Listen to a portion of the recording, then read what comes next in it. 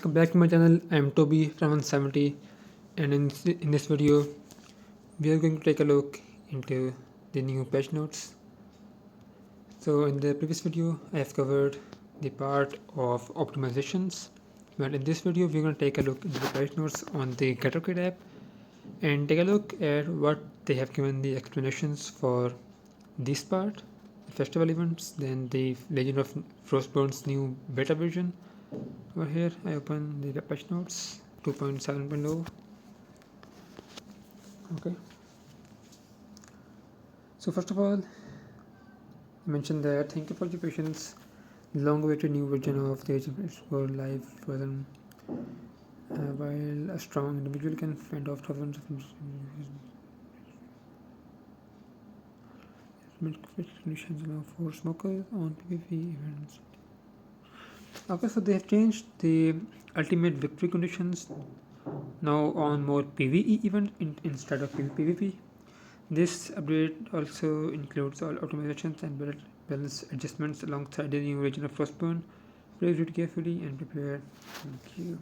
Okay, first of all we have the new region of Frostburn beta version. Below are the new features and optimizations in the updated version of the Legend of Frostborn. The attack rules for thermal towers, fog, cities, checkpoints, as well as the recovery of garrisons remain unchanged. These are things which are not changed. Note: this season of the Legion of Frostborn is a trial. The matchmaking system and faction assignments may undergo modifications based on the testing results. So this is not a set in stone thing. This is a trial because they mentioned beta version, of course, and depending on the progress of this thing they can make changes into it. Next we have the opening requirements.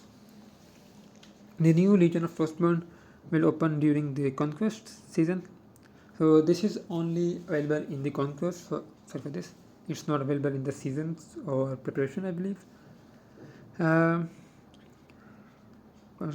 Alliances ranked at level 4 or higher and lords at level 15 or higher can head to the Frozen Realm to participate in the Legion of Frostborn matching system.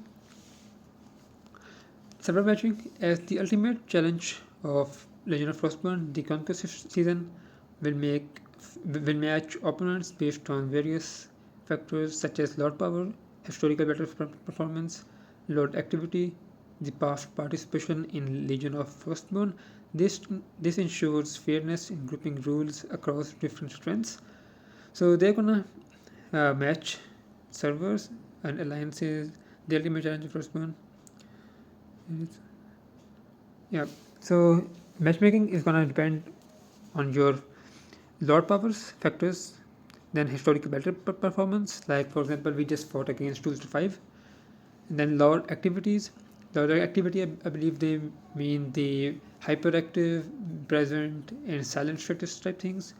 Then the past participation in Legion of Frostburn. So I think they're going to take a look at the whole participation of the past Legion of Frostburn, and then according to that participation and performance and activity, they will arrange your groups.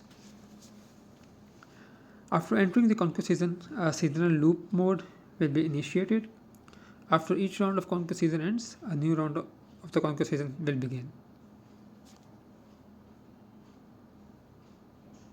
Next we have the faction assignment. After several matchmaking, initial faction assignments will be made. The 4 factions emerging from the Blizzard present abundant opportunities for teamwork and battles.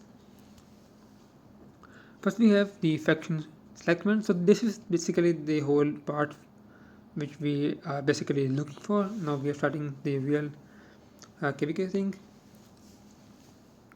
The faction selection will be available 24 hours before battlefield opens.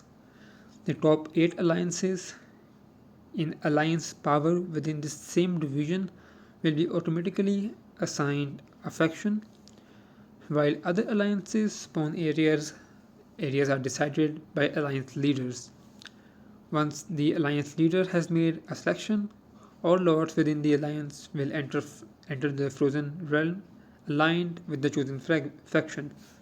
So I think there are going to be multiple alliances in the same faction, and the top 8 alliances will be assigned one zone each by the system itself, and the other alliances in the same firstborn, there are 6 leaders will be given the option to pick their zone, and then they, after the 48-hour ends, they will know who are they playing with.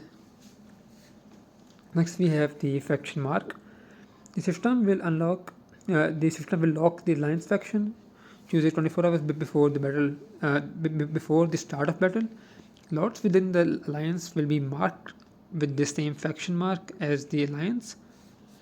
If an eligible alliance has not chosen a faction, the system will automatically assign one. So you cannot escape Legion by not picking one. You will automatically be assigned if you have not picked by the time it ends.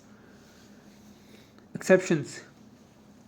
If an alliance qualifies to enter Frost Realm, to enter the Frost Realm after the battlefield opens, it will be marked with the faction chosen by the alliance leader. If the alliance leader does not have a faction mark, the system will automatically assign one. Lords without a faction mark who join the alliance after the battlefield opens will be directly marked with the same faction mark as the alliance. Alright, that's good. So, if an alliance qualifies to enter the Frozen Realm after the battlefield opens, it will be marked with the faction chosen by the leader. So, once you have chosen a faction, you will be marked. There will be a specific mark on you that you have joined with this faction.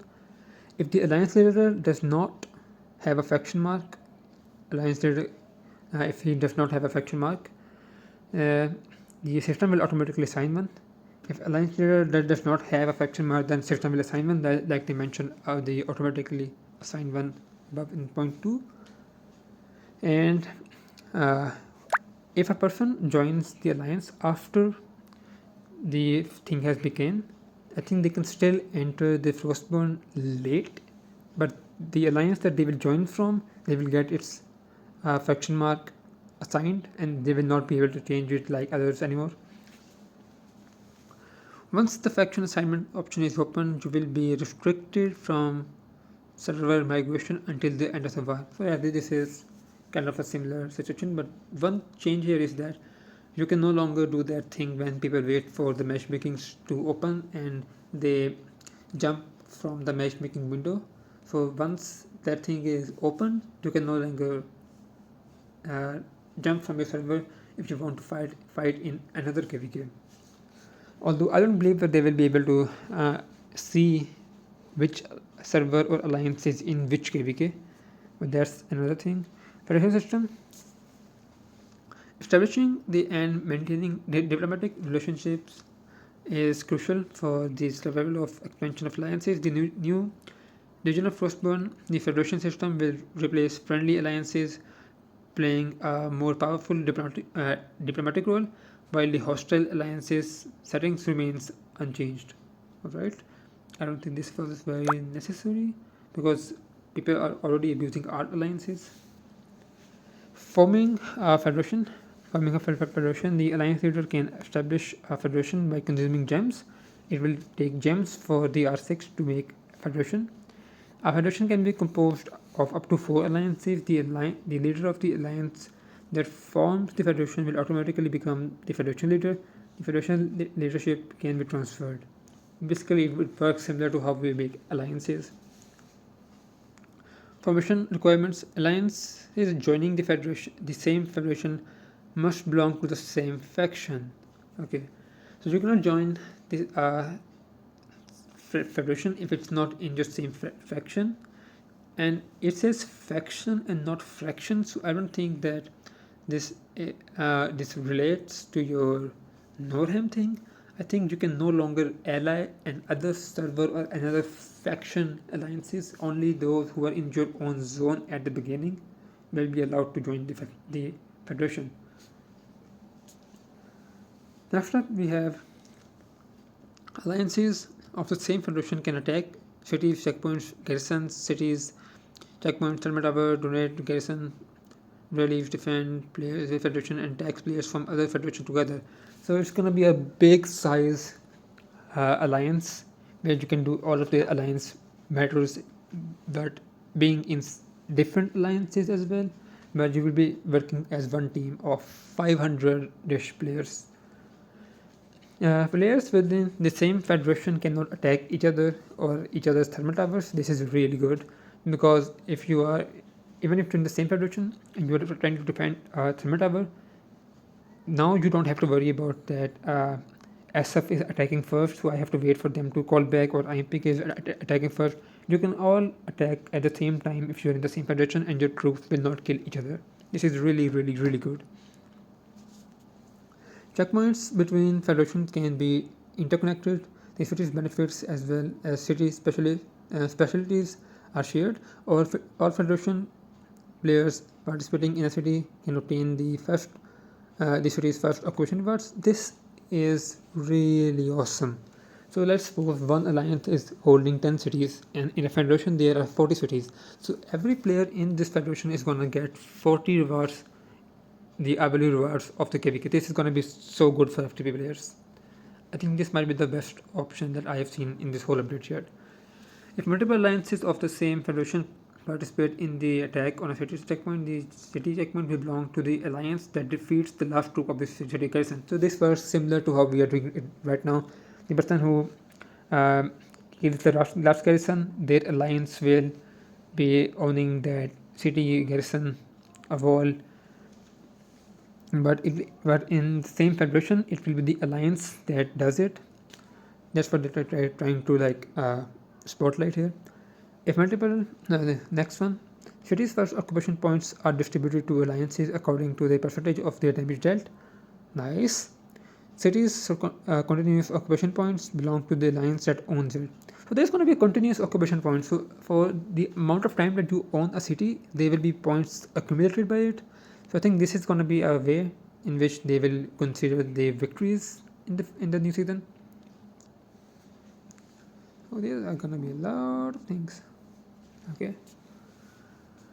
And next up, let's talk about the weather system. The weather in the Frost realm is unpredictable. The weather in each province may vary. Lords can check the current weather of each province in the Frozen realm through the weather panel. The system will forecast the next day's weather in advance. Please prepare accordingly. Okay.